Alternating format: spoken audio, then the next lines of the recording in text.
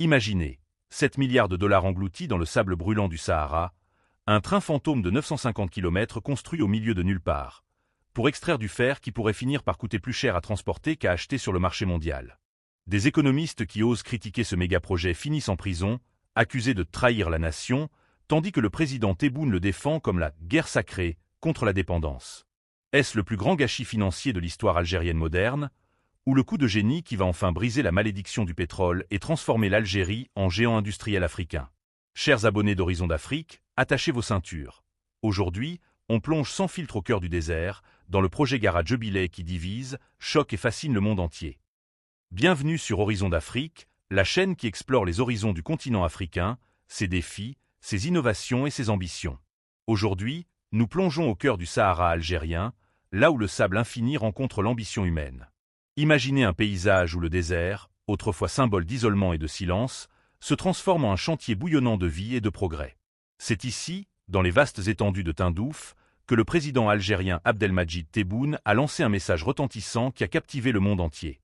Pas une déclaration de guerre au sens militaire, non, mais un appel vibrant à une bataille pour la souveraineté économique et le développement durable. Une guerre pacifique, menée avec des outils, des grues et des rails d'acier, visant à reconquérir les richesses du sol algérien et à les transformer en piliers d'une nation autonome. Cette annonce, faite au milieu des dunes mouvantes et sous un ciel implacable, n'était pas un simple discours. Entouré de soldats vigilants, d'ingénieurs visionnaires, d'ouvriers infatigables et de citoyens fiers, le président a dévoilé le coup d'envoi d'un projet titanesque. L'exploitation de la mine de Gara Jubilee, l'un des plus grands gisements de fer au monde, et la construction d'une ligne ferroviaire minière reliant cette mine isolée aux villes de Béchar et Tindouf, avant de s'intégrer au réseau national. Ce n'est pas seulement une infrastructure, c'est un symbole de renaissance. Pendant des décennies, l'Algérie a dépendu de ses hydrocarbures pour alimenter son économie. Mais aujourd'hui, face aux fluctuations des marchés mondiaux et aux défis climatiques, le pays pivote vers une diversification ambitieuse. Gara Jubilee, avec ses réserves estimées à plus de 3 milliards de tonnes de minerais de fer de haute qualité, représente une opportunité inestimable pour briser cette dépendance et bâtir une industrie sidérurgique nationale robuste. Pensez-y, ce gisement, découvert il y a plus de 60 ans mais laissé en sommeil en raison de défis logistiques et techniques, est enfin réveillé. L'annonce de Tebboune n'a pas seulement résonné dans les cercles politiques. Elle a fait vibrer les réseaux sociaux, les médias internationaux et les forums économiques. Des analystes du monde entier ont qualifié cela d'« historique », non pas pour son ampleur immédiate, mais pour sa vision à long terme. C'est un pari sur l'avenir, où les ressources naturelles ne sont plus exportées brutes, mais transformées localement en produits à haute valeur ajoutée. Des aciéries modernes, des usines de transformation, des emplois qualifiés par milliers, voilà ce qui se profile à l'horizon. Et au-delà de l'économie, c'est une affirmation de fierté nationale. L'Algérie refuse de rester un simple fournisseur de matières premières. Elle aspire à devenir un acteur industriel majeur sur la scène africaine et mondiale. Mais pour comprendre l'ampleur de ce projet, il faut s'immerger dans le contexte saharien. Le Sahara algérien, couvrant plus de 80% du territoire national, a longtemps été perçu comme un espace marginal, un désert stérile où la vie peine à s'accrocher. Pourtant, sous ces sables dorés se cachent des trésors miniers inexploités. Fer, phosphate, or, uranium. Gara Jubilee, située à environ 130 km au sud-est de Tindouf, près de la frontière mauritanienne, est un joyau parmi eux. Son exploitation n'est pas nouvelle dans les plans gouvernementaux, mais les obstacles étaient immenses. L'absence d'infrastructures de transport, les conditions climatiques extrêmes avec des températures dépassant les 50 degrés Celsius en été et chutant en dessous de zéro la nuit, sans oublier les défis géopolitiques liés à la proximité des camps de réfugiés sahraouis et des tensions régionales avec le Maroc. Tebboune, en choisissant ce lieu emblématique pour son annonce, a transformé ces défis en opportunités. Il a déclaré que cette guerre est celle du développement, où les armes sont l'innovation, le travail acharné et la coopération internationale sélective. Cette initiative s'inscrit dans une stratégie plus large, baptisée Nouvelle Algérie, qui vise à relancer l'économie post-pandémie et post-chute des prix du pétrole. Des partenariats avec des entreprises chinoises, turques et européennes ont été noués pour financer et réaliser le projet, avec un accent mis sur le transfert de technologie. Des milliards de dollars sont investis, non seulement dans l'extraction, mais dans toute la chaîne de valeur, de la mine aux usines de Bellara et d'El Hadjar, où le minerai sera transformé en acier pour l'industrie automobile, la construction et les exportations. C'est une rupture avec le passé colonial et post-indépendance, où les ressources étaient souvent pillées ou mal valorisées. Aujourd'hui, l'Algérie affirme « nos richesses pour notre peuple ». Et ce message n'est pas tombé dans le vide. Il a provoqué des réactions vives, notamment au Maroc, où des médias ont vu cela comme une provocation économique, soulignant la concurrence pour les marchés africains. Mais au fond, c'est une invitation à la compétition pacifique, où le développement mutuel l'emporte sur les conflits. En explorant ce projet, on réalise vite que ce n'est pas qu'une affaire de minerais. C'est une transformation sociétale. Des milliers d'emplois directs et indirects sont créés, attirant des jeunes des villes du nord vers le sud, favorisant un brassage culturel et réduisant les disparités régionales. Des programmes de formation professionnelle sont lancés, enseignant les métiers de la sidérurgie, de la logistique et de l'ingénierie environnementale. Car oui, l'écologie est au cœur des préoccupations. Des études d'impact ont été menées pour minimiser l'empreinte sur les écosystèmes fragiles du désert, avec des mesures pour la gestion de l'eau rare et la protection de la faune nomade. Horizon d'Afrique vous invite à voir au-delà des headlines. Ce projet est un pont entre tradition et modernité, entre le désert ancestral et l'Algérie du XXIe siècle. Les défis techniques, logistiques et les réalisations du chantier. Passons maintenant au cœur du projet, la construction de cette ligne ferroviaire minière occidentale, un défi d'ingénierie qui défie l'imagination. Longue de près de 1000 km, cette voie ferrée traverse l'un des environnements les plus hostiles d'Afrique du Nord. Dunes instables qui se déplacent au gré des vents, oueds saisonniers qui se transforment en torrents imprévisibles, roches granitiques dures comme du diamant, et des variations thermiques extrêmes qui mettent à l'épreuve hommes et machines. Pourtant, les équipes algériennes, épaulées par des experts internationaux, ont relevé le gant avec une détermination remarquable. Des dizaines de millions de mètres cubes de terre ont été déplacés, des terrains nivelés avec une précision millimétrique et des ponts monumentaux érigés pour franchir les obstacles naturels. Parmi les symboles de cette prouesse, le pont d'Oued DRAA se distingue comme l'un des plus longs d'Afrique, avec une structure colossale mobilisant des milliers de tonnes de béton armé et d'acier. Une usine de production a été installée sur site pour fabriquer les éléments préfabriqués, évitant les coûts et les délais d'importation. Des centaines d'ouvriers, techniciens et ingénieurs ont travaillé en shift continu, bravant la poussière et la chaleur pour achever cette œuvre en un temps record. Pour la première fois, l'Algérie a produit localement des traverses en béton pour charges lourdes, marquant un pas décisif vers l'autonomie technique. Ce choix n'est pas anodin.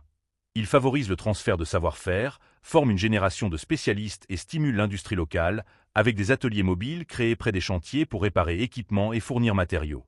Les défis logistiques étaient tout aussi redoutables. Acheminer des rails, des grues et des camions vers ces zones isolées a nécessité la création de routes temporaires, de camps de base équipés en eau potable, extraite de nappes phréatiques profondes, en électricité via des générateurs solaires hybrides et en télécommunications par satellite. Des chaînes d'approvisionnement complexes ont été mises en place, impliquant des convois de centaines de véhicules traversant le désert. Malgré cela, les équipes ont atteint des rythmes impressionnants, jusqu'à 10 km de voies posées par jour, un record national qui témoigne de l'efficacité des méthodes adoptées, inspirées des meilleures pratiques mondiales tout en étant adaptées au contexte local. Mais cette ligne n'est pas qu'un transporteur de minerais. Conçue pour des trains lourds chargés de fer, elle prévoit aussi le passage de passagers et de marchandises à des vitesses allant jusqu'à 160 km/h. Cette gare moderne jalonne le parcours, chacune pensée comme un hub économique. Centre logistique pour le stockage, zone de service pour les voyageurs, et même des espaces pour promouvoir le tourisme saharien. Imaginez, des touristes du monde entier venant admirer les dunes tout en voyageant sur cette voie high-tech, ou des agriculteurs du Sud transportant leurs produits vers les marchés du Nord à moindre coût. Le raccordement à Béchar et Tindouf intègre ces villes oubliées au réseau national, réduisant les temps de trajet de jour à heure et ouvrant des perspectives pour l'agriculture irriguée, l'industrie légère et l'écotourisme. Sur le plan environnemental, le projet intègre des innovations durables. Des barrières anti-sable protègent les rails des tempêtes, des systèmes de drainage intelligents gèrent les rares pluies torrentielles, et des corridors pour la faune permettent aux gazelles et chameaux de migrer sans entrave. L'énergie solaire alimente une partie des opérations, alignant le projet sur les objectifs de transition énergétique de l'Algérie. Économiquement, Gare Jubilee promet de produire jusqu'à 50 millions de tonnes de minerais par an une fois à pleine capacité, générant des revenus substantiels et créant plus de 10 000 emplois directs. Mais l'ambition va plus loin.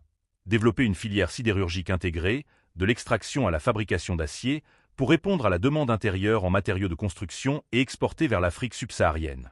Politiquement, ce chantier est un outil de cohésion nationale.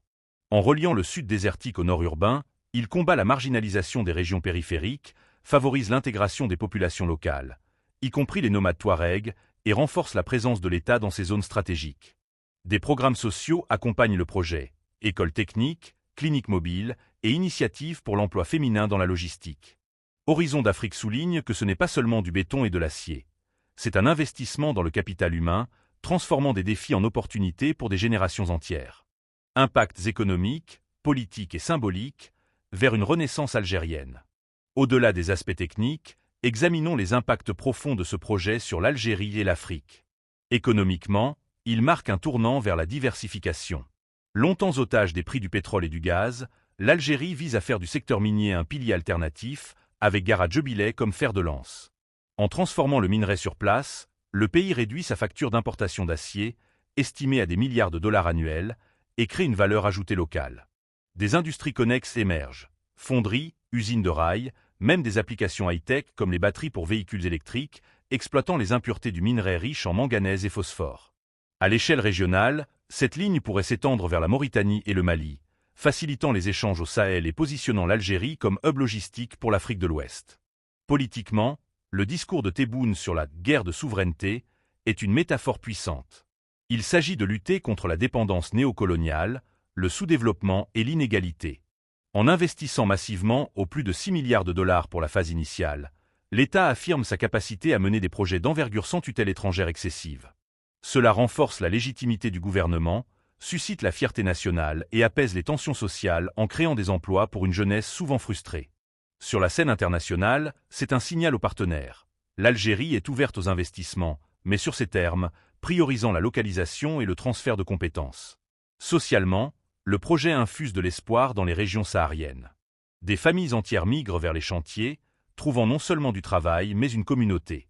Des histoires émouvantes émergent. Un jeune ingénieur de Constantine formant des ouvriers locaux, une femme de Tindouf devenant chef d'équipe logistique. Cela combat l'exode rural inversé, revitalise les villes comme Béchar en hubs commerciaux et promeut l'égalité des chances. Cependant, des défis persistent. Assurer une gestion transparente pour éviter la corruption, minimiser les impacts environnementaux sur les communautés nomades et intégrer des mesures pour la santé et la sécurité des travailleurs exposés aux éléments.